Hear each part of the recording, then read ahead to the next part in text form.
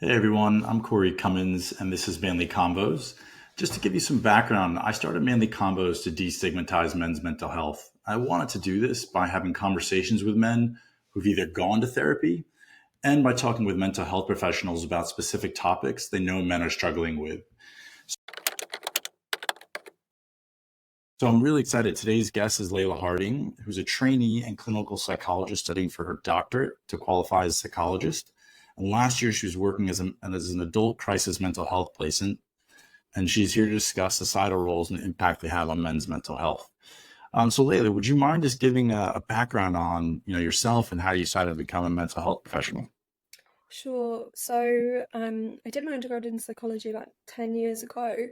And from there, I studied my master's degree in parent child and family attachment. So that's kind of where my love of, I guess, thinking systemically about people beyond just them as individuals and kind of their upbringing and all these factors that really kind of influence people and who they become.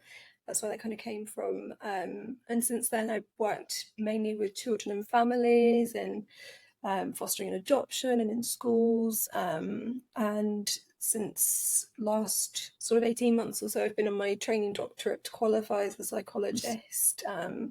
So for me, I think it was really the only kind of route that I knew I was wanting to take in life. It just felt like there was something really kind of that mattered to me about human connection and connecting with people.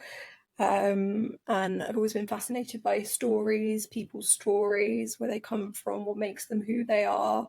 And I guess seeing people beyond the labels and the things that are put on them and the struggles they go through. I guess that comes kind of from personal background, but also seeing lots of things happening growing up around me and people that have been privileged to kind of work alongside, I guess.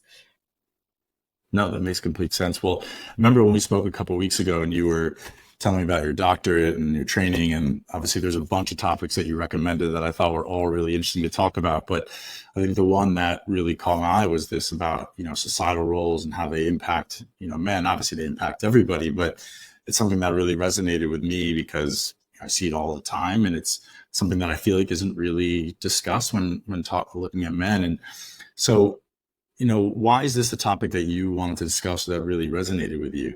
Mm, interesting. I think in some ways it was something that I feel is like potentially the foundation of manly convos in a way.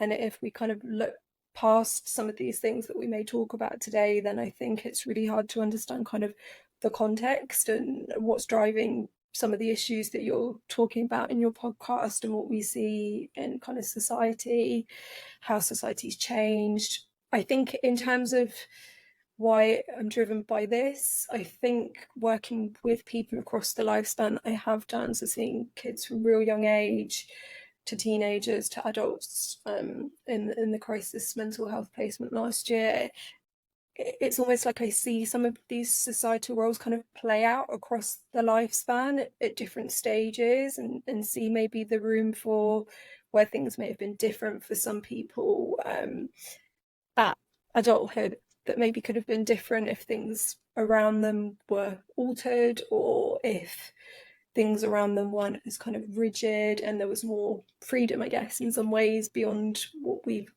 put on people. Hmm. Well, and what would you, for some people, this might seem Basic, quite but what basic, would you you say are what? the typical stereotypes or roles that are put on men in society? Big question. So I suppose first thing that I think of when thinking about adults that I've worked with and interact with, the first thing that come to mind would be around the high stakes of what it means to kind of be a man in modern society and the performance element. There's a lot of things attached to that. I suppose, it's not like we're just coming to this from now. We've got kind of 100 years of the past of social roles that have kind of paved the way for this. But I suppose my observations of what it means to kind of struggle to be a man in some ways, people that I've worked with, has been that there are very high pressures to perform and to provide and be kind of the head of potentially the family or head of the workforce wherever they are, and the stakes are quite high, and what it may mean for some men where things happen that kind of threaten or compromise some of those positions, in terms of not necessarily what it means for them, but kind of what it means for other people looking in on them, and that sort of perception. So I suppose some examples, things I'm thinking about that I might have seen, might have been issues like divorce or separation from children, and things like job losses or physical injuries, things that potentially kind of compromise the positions of what we see as like what we're stereotypically taught to be kind of man's role, and the positions they sort of hold, and I guess the vulnerabilities that come with some of those things. And so with that, you were saying high stakes and performance. So are you always relating performance back to work and income, or is there anything else that you relate to performance? Because I thought that was quite interesting how you said high stakes and performance. I was like, oh, what does that mean? Mm-hmm. um not just necessarily things that are more goal oriented in terms of like employment, jobs, education, things like that, but also thinking around kind of positions that people play in society. Maybe things thinking, because having worked with a lot of children and boys and young sort of teenagers, I really noticed how like positions in terms of like social groups seem to really matter to young boys and young men, and the idea of like the role and how they play in terms of kind of hierarchical structures, maybe at school, and what it might mean to be part of different groups at school, and to align with people that are in kind of more dominant positions, for fear that they may be seen as kind of weak or less than if they're not. I guess there's something for me around like status that is held in quite high regard by some of the young kids that I work with, and what it may mean when their positions are challenged in terms of kind of authority at school, and pushing back against some of these structures that are kind of forcing them into positions. No, definitely. So really interesting. There's kind of a couple things I wrote down that I wonder. There's obviously like there's two aspects of this that I wanted to ask you about, which is you have adults Mm. that are, maybe out of school, so out of university, and, they don't have they don't have parental guidance, but they're not under the parental home or parents' home anymore.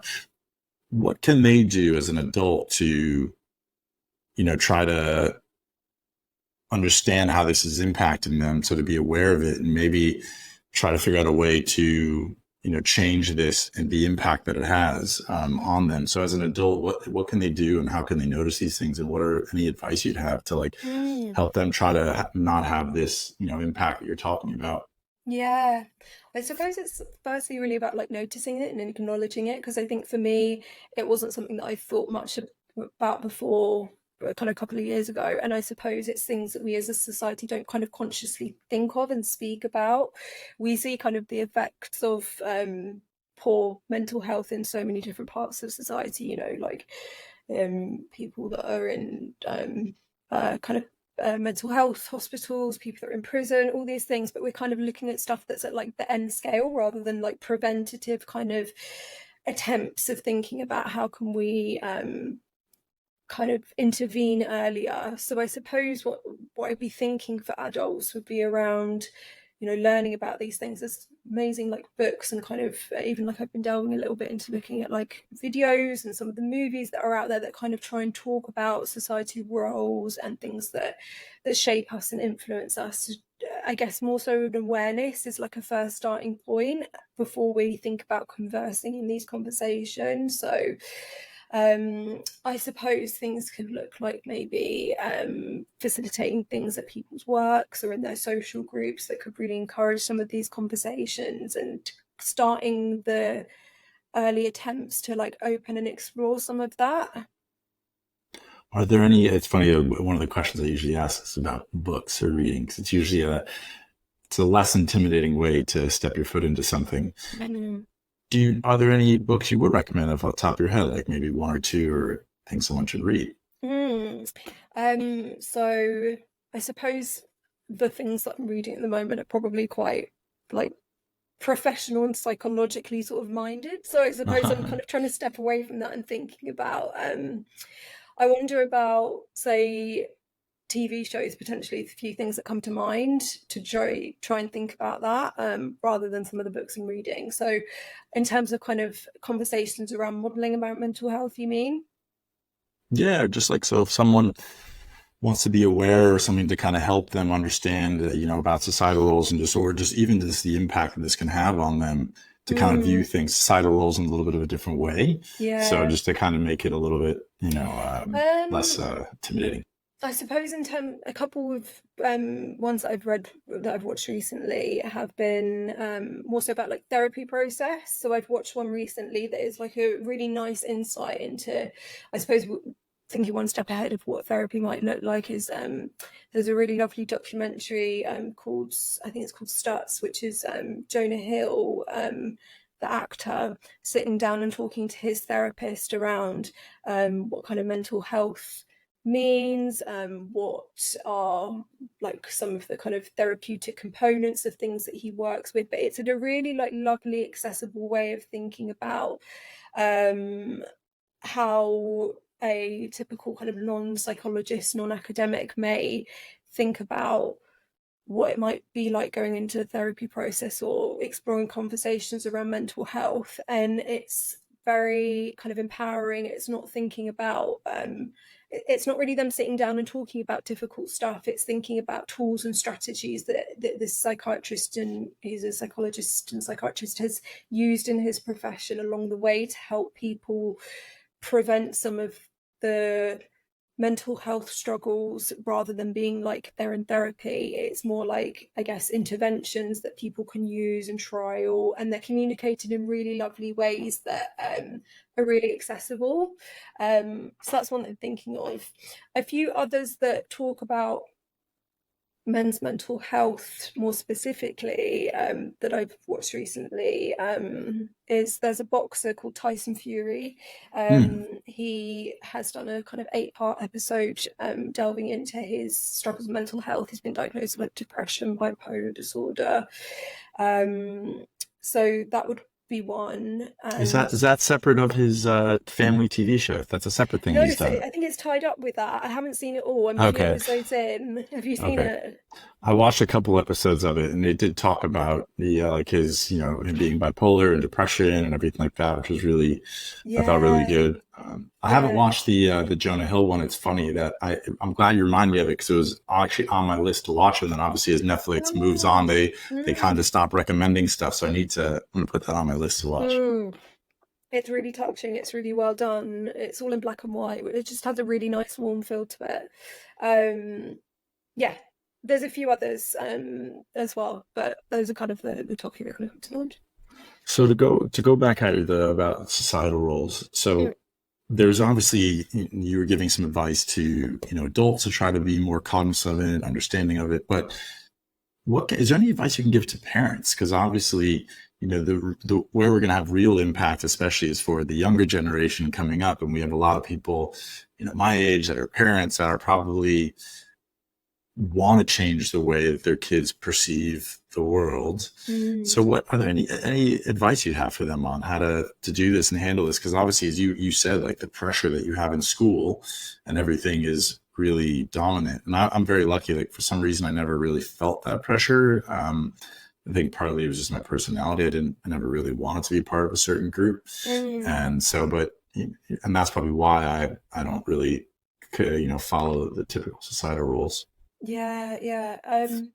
I suppose I'm thinking, because I'm on a child placement at the moment, and I've worked with mainly children in the past, that I do notice that there seems to be a difference with young girls and boys in terms of their kind of confidence and their language that they can use around emotions at such a basic level, that I'm really noticing that girls that I've worked with across kind of like primary and secondary school have been, I suppose I'm generalizing, but have been very comfortable about talking about their feelings. They really know how to kind of tune in with themselves, and they know how to kind of put words to some things. Whereas a lot of the boys and teenagers that I work with can find that it's called emotional literacy, like what you're feeling, knowing how you can name that, where it comes from, why that's been triggered in you, and what may strategies look like to help you with that. So it's kind of around emotional regulation, and I even see this in kind of adults that I've worked with, this what's called alexithymia. It's like this inability to kind of name emotions.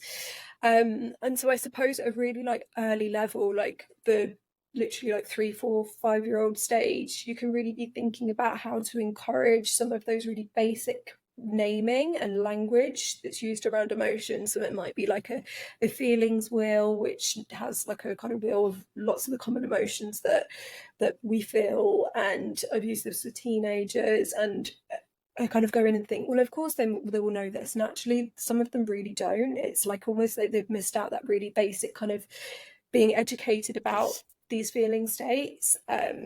And also things like what might be called like a feeling temperature kind of monitor of like, okay, here I'm down at like a blue, I'm feeling really cool, calm.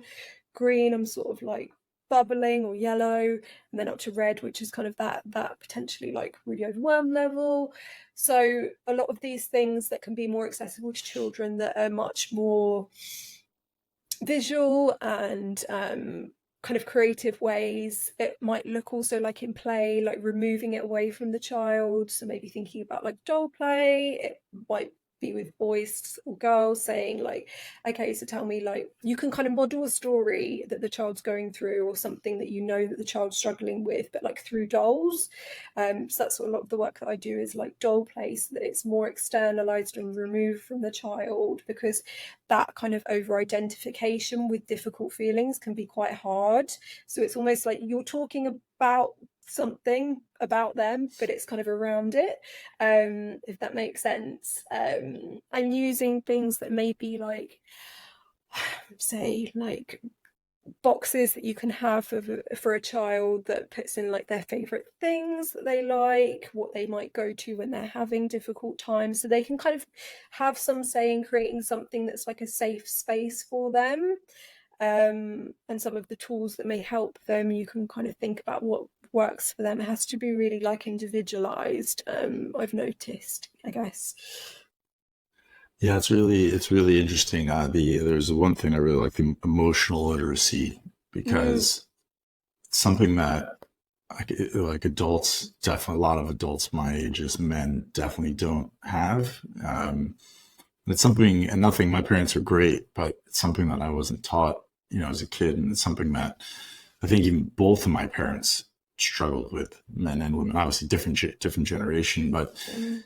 it's interesting when you talk about emotional literacy, when I think about it from adult, when I had a friend who committed suicide almost a year ago, and a British guy, and it was really not, well, interesting is not the right word, but when my friend committed suicide, when I looked at how my male friends were able to communicate about it versus my female friends, it was completely different. Like my male friends couldn't really communicate about it, or if they did, obviously they really struggled. Where my female friends were very comfortable talking about it, verbalizing it, showing emotion about it. And it was interesting to me. It's probably, well, I actually said to some of my friends, because I have a lot of female friends, like I'd say probably 60% of my friends in London are women. And I noticed that's probably the reason why, is because I'm very comfortable with mental health and emotions. And I realized that I can be very open and comfortable around them because it's an understanding. But it's actually not surprising when you think about it. Like in society, women, and I'm generalizing, but women are allowed to, not, I mean, not allowed probably the way word, but it's okay for women to get open, cry, to do all these things. Women have other societal pressures that men don't deal with, all the stuff on Instagram and the body and looks and fashion and all these other things that men don't deal with. But like what men struggle with is stuff that's more it's like not as outward facing. Yeah. So it's, as you rightfully said in the beginning, it's high stakes in performance, which I never heard someone really explain it like that. But but for us, it's, you got to work hard. You got to be stoic. You got to be there for you and your friends and whatever. And you're not allowed to, you're not supposed to break as a man. And so it's interesting that you see that with younger kids as well, because it's like really unfortunate, because, the next thing I was going to ask you is, what impacts do you see that has on someone? Because I'm sure, with all your experience, you've really seen the various things that men, what this can do to them, and really how it kind of impacts their life. Yeah, absolutely. Just a quick thing on that, that it is very Yeah. founded in research around like the social acceptability of emotions. Definitely, I think it's that there's been studies that show that like it's typically socially acceptable for males to show their external emotions, like what's anger, contempt, disgust. So these real I suppose, potentially, yeah, external, outward facing emotions, and females more so socially acceptable to exhibit the kind of vulnerable and internalized emotions like sadness, worry, fear. So I think that that is, it really rings true to what you were saying about like how your friends may have responded to such a like really kind of life altering, really impactful event in your social group, that that was displayed in that way as well. Yeah, so Well, those would you say? Because to me, that makes if I was to almost make it simple, like to me, it kind of makes sense because like those emotions for men are like almost emotions of power. yeah, You yeah, know, being angry, disgust, whatever it is, those are things that are like not strength, but it's things that you yeah, can be tough about and angry about stuff like that. yeah, So it actually makes sense when you say it like that. yeah. There's a really nice thing, you can call it like a funnel system, or with kids they call it the anger iceberg, that I've used it with teenage boys, that you look at the top of an iceberg, right, and it's anger up here, that's what you're seeing outside is the top of the iceberg.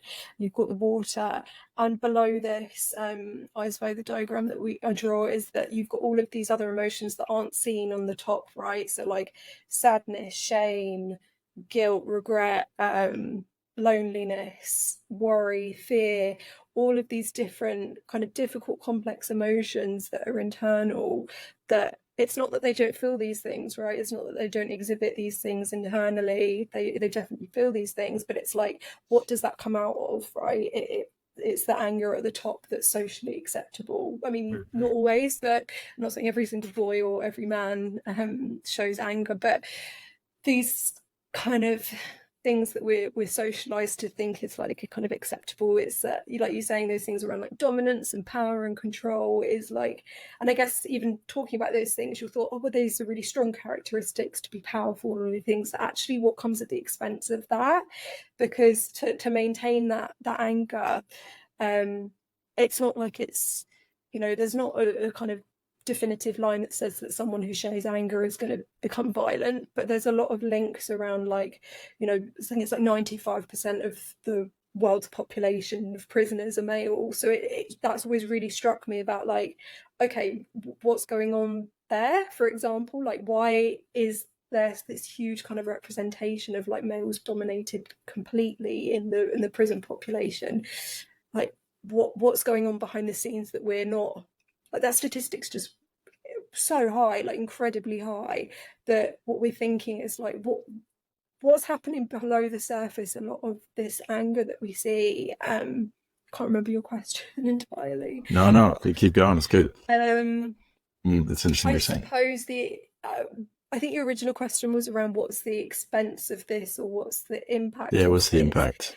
I suppose what I see from my work with adults is that a lot of these things can look quite external. Some of the struggles that men face, it may look like things that come out as like substance abuse, right? Drugs and alcohol. I think it's like men are twice as likely to be diagnosed with substance abuse disorder, for example. But other things that may be more kind of subtle, things like insomnia, weight issues, uh, gaming addiction, lots of things around gambling that I'd see. So it's just interesting, I think, to think about what these things that we kind of list and we see as like external kind of things that men may reach to kind of cope with some of the internal struggles. These things are all quite external, whereas when you think of typical like sadness, typical kind of depression, it's more internal symptoms like crying, low self-esteem, feeling guilty, feeling really flat and not having much energy. I don't think the men that I work with, again, generalizing, would describe those types of symptoms. It would typically be a lot of those kind of outward visual cues that say, okay, maybe this person's struggling because they're engaging with those behaviors that I talked about. No, definitely. It's interesting. And I don't know if you have an answer for this, but substance abuse is, I lived in New York, grew up in the area, and then I live in London. And people love to drink and party and all these types of things. And maybe when I was younger, I loved to do all of them. How do we define substance abuse, say for alcohol and stuff like that? Because obviously in cultures like the UK, drinking is very prevalent all the time. Still to this day, if I don't want to I was talking to a friend the other day, and I forgot the exact quote she made, but it made me laugh. She goes, drinking is the only, like, if you want to label it, drug that when you stop doing it, people ask you why. Yeah. Where true. other ones, anything else, you name it. I'm not smoking weed after this. People go, okay, makes sense. Yeah. And so it really resonated with me. So I was like, that is such a great point. But I was just thinking about what you said is around, because like, I wonder also, I wonder if men drink more consistently as well on a daily basis. And I wonder if this has any impact from that stuff compared to my female friends. Yeah, I wonder. I think so much of our like culture in the Western world is like really organized around alcohol, right? And we kind of make like real plans to be like, well, I can't drive because I'm in a drink and I need to then go and spend like 50 quid on a taxi or an Uber or something, right? Just so that you can drink. Um, yeah, it is much known, much kind of higher rates of substance use for men in research. Like I think it's about twice as high. And I wonder about kind of that as a coping mechanism, but also I suppose like what activities that men may typically kind of do with friends, maybe quite dominated around things like, going to the pub or going to like sports venues like football, especially. I don't know how long you've lived in the UK, but like football surprisingly came up so much in my work with men, adult men, around like what does it mean to be part of like this football kind of club, this football kind of mentality, these teams. What does rivalry look like in football in terms of like what men kind of get from that, and that rush and that kind of adrenaline, but also the social kind of bond within that. So I suppose with sports comes a lot of alcohol, and when I think about like friends that I meet up with, it's like alcohol's just one of many options. Like we might go to a gallery, we might go like away for the weekend or something. Whereas I did notice, and I suppose with my own guy friends, it's like that kind of seems to a lot of the time revolve around that as like a shared kind of space. Yeah, I suppose it was a really interesting one with alcohol, because it's that kind of short term gain, long term consequence, isn't it? That on the night or on the day, these feelings may be relieved, they may be kind of masked, they may feel a little bit better on the day, but that people potentially pay for it the next day or in the next few weeks, where they're not being seen to be kind of the big person that's like jolly on a night out, that's really energetic, and that puts on this face when they have alcohol. That came up a couple of times in some of the men I work with that had issues with alcohol. That it's like, I remember someone kind of explained it to me as like, you'd see me on this night out as like the biggest energetic character, but inside I'd be trembling because I would need this drink so that I could put on this front and be like this kind of macho guy that's the life and soul of the party. So yeah, there's a lot to kind of delve into there. Yeah, it doesn't surprise me. Over the past like year and a half, I've been trying to find activities in London, like a Google list of all activities that don't revolve around drinking. And so one of the things I actually started not too long ago was indoor climbing, and it's a great thing. So yes, I'll say to a friend, be like, "Oh, do you want to go climbing and go grab a bite?" Because usually after you climb, it's funny because you exercise. You're not like, "I want to go have a drink." You're like, "Actually, I prefer to be healthier."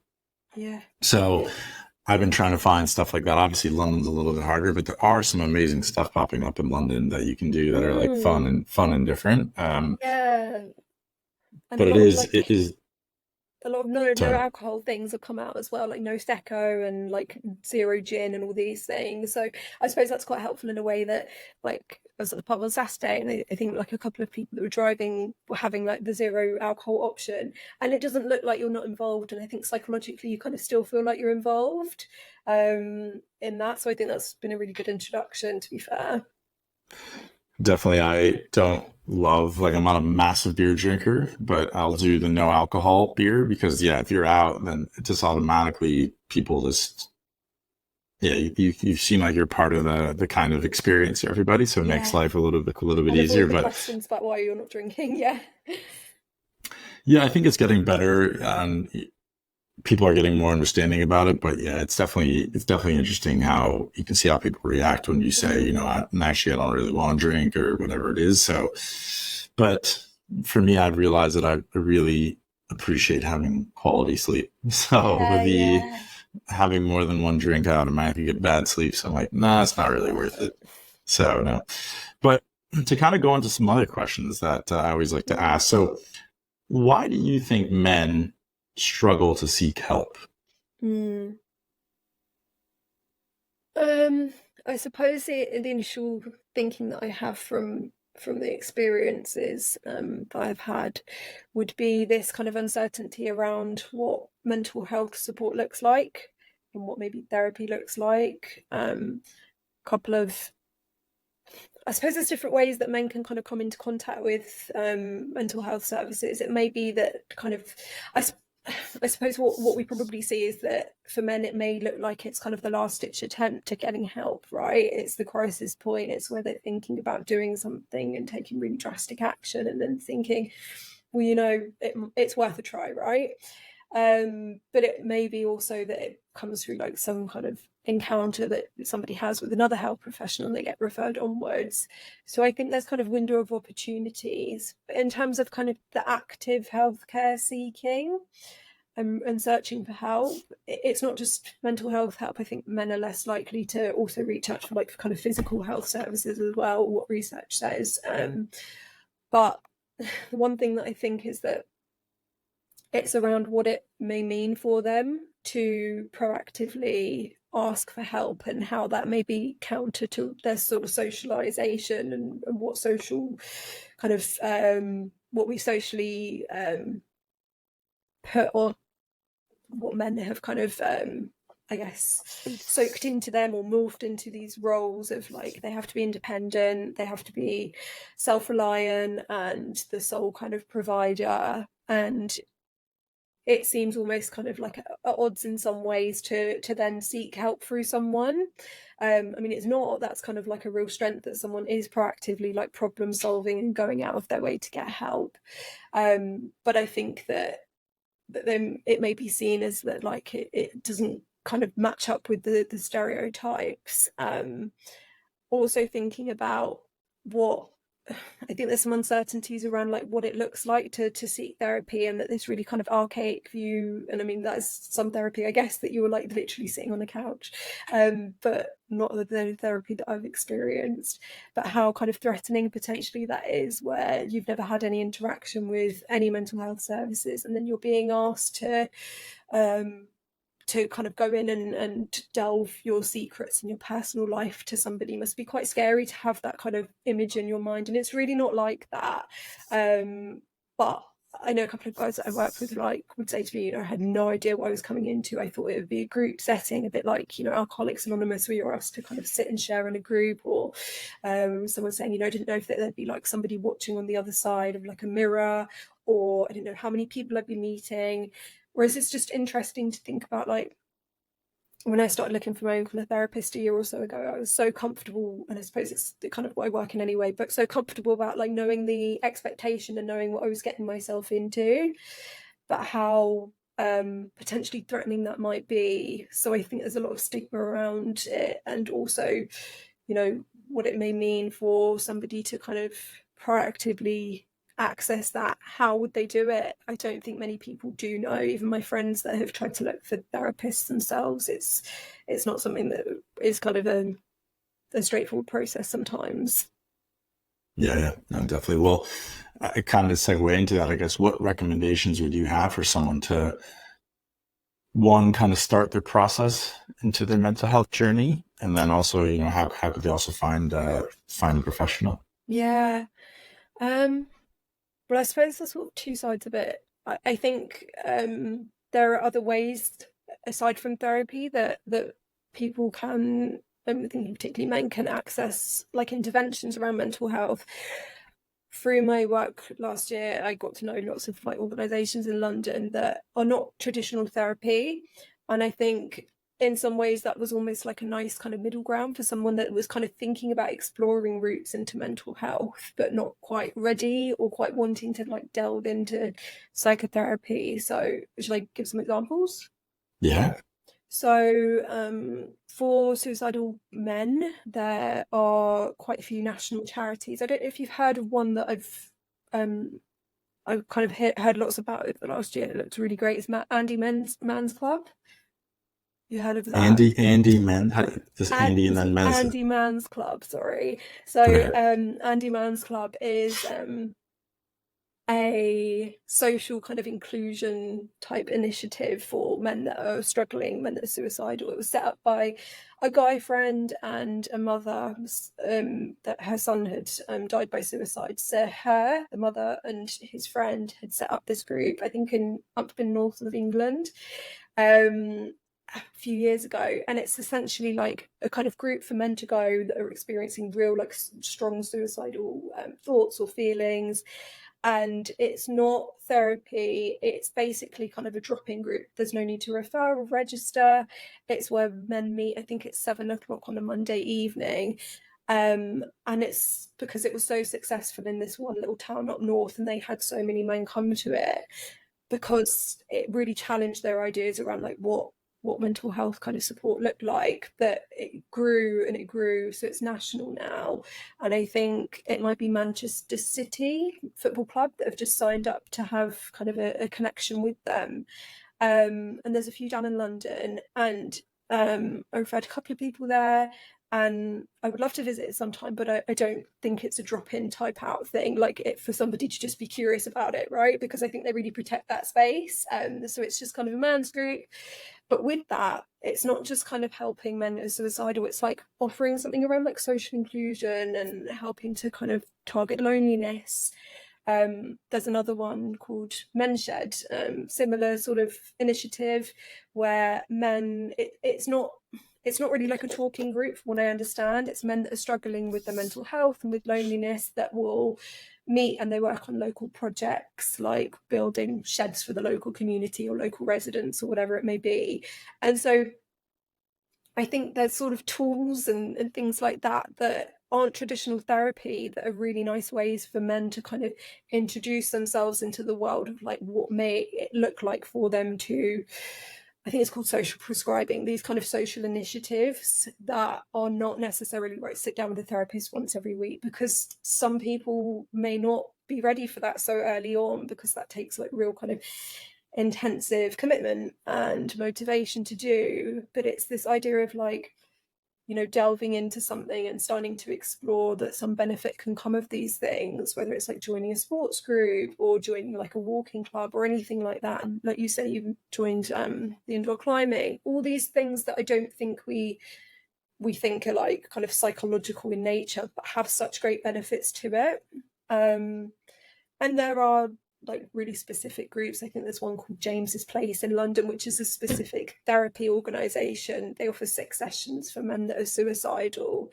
So it's not like, I think that's a free service, but it is therapy, but it's not kind of the traditional like long-term intensive therapy that someone signs up to for years and years and has to pay privately. It's like a 6 session, and I think I've read some of their reviews that a lot of people have those 6 sessions, they see benefit of it, and then they go on externally to try and explore longer term therapy, right? So that kind of helps in the short term, but also introduces the idea that, okay, I've gained something from this, maybe I'll explore externally, like working with the therapist long term over like a few months or years. Yeah, that's great. I never even heard of these things. I actually wrote them all down. But yeah, so you Okay. said, just to kind of repeat, you says Andy Men's Club. Hmm. Men Shed and James's Place. Yes, yeah, I think it was called James Place. Yeah. Very cool. No, that's good. Yeah, it's good to know about those. I didn't know about those. We'll definitely have to make sure we put them on our social channels so people know about them Yeah. because yeah, that's actually really brilliant. Nobody's ever talked about those. So yeah, Oh, really, really, really nice. cool. Yeah, Yeah. yeah. So this is one that I think is quite a broad question is like, how do you think like men not going to therapy really impacts their life? Like what are some things that men should be looking out for, being like, hey, like this is what it might be doing to me, and this is why I should go seek Mm. help. If that makes sense. Mm. Um, I suppose it's for any of us really noticing that we're not kind of, I don't think it's necessarily about like thriving as people. I don't think we need to 100% be at the top of our game all the time. But I think it's about kind of knowing that when you wake up in the morning, that you kind of, your life has a purpose and that you want to be here, and that your life's worth living. I think when that's absent and you don't kind of see that there's really any benefit to kind of doing what you're doing day to day, I feel like it's such a sign that, you know, whether it's external things that are going on, right? There's lots of kind of pressures that we all face, but how you feel internally within yourself and like your own kind of internal drive and how you look at yourself and how you view yourself is so important. And I think when it starts to impact kind of your quality of life and impairs you to the point where it impacts your relationships, maybe impacts how you parent, impacts your friendships, and you're noticing that you're kind of withdrawing from all the things that you used to enjoy, the things that you used to find value in, the kind of connections that you once really enjoyed with people aren't really there anymore. I think it's really important to consider like when things are slowly starting to drip and kind of your quality of life is decreasing, rather than it being like a crashing point of like, okay, now I'm like contemplating things like hurting myself or thinking about suicide. I think we absolutely want people to like be thinking way before that, preventing those kind of thoughts, because they may be thoughts that a lot of us experience here and there, but when that kind of dominates your mind, um I think it's so much more kind of beneficial to kind of notice your early signs and early signals, rather than reaching kind of this really extreme point in yourself and in your life where you think about doing something to harm yourself.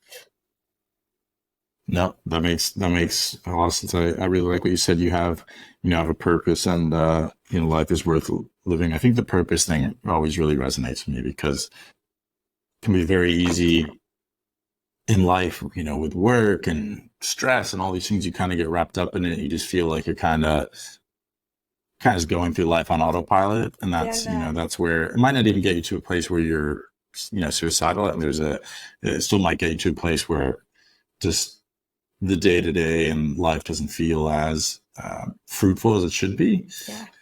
But with that, this is a question that I've received many times, and I always like to hear from mental health professionals about this. Is I've had people go, I went to therapy and I went a couple times and I'm done and I'm good. And I go, okay. And yeah, obviously for me, I always equate things back to going to the gym to people who haven't really done therapy because it's a very easy way to explain things. And I always say, well, if you wanted to get fit and lose weight, going to the gym 4 times, that wouldn't do anything.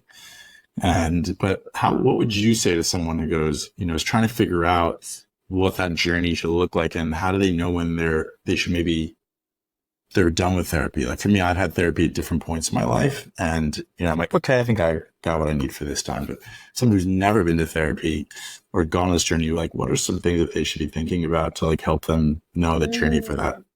Yeah, that's a really good question. It's really important. I like what you said around kind of like the use of gym and all these things that we put ourselves and our body through, but we don't kind of tend to the mind as much, I don't think. And I know Or if it's or anything. or I don't have the money, and I'm like, just wait, you spent a lot Yeah, of money at the pub on Friday and Saturday. yeah, exactly. Like, You got that Uber home because you went to drink. Yeah. Um, it's something, and I wonder if that's something about like kind of the external like view that you can see that there's a progress that's being made. You know, if you're at the gym 4 times a week and you're seeing these kind of like gains, whereas on the inside it's really hard to like quantify and measure what like progress looks like in therapy and in mental health. And I think like people may notice different things about, oh, like I think therapy's working because, you know, I feel less like whatever it may be, or I feel more whatever you're feeling more of. Um, but I think, yeah, it's definitely for me what it comes back to is that like the therapist really matters and the relationship with the therapist. And I've kind of, I guess, dabbled in the past with different therapy kind of orientations.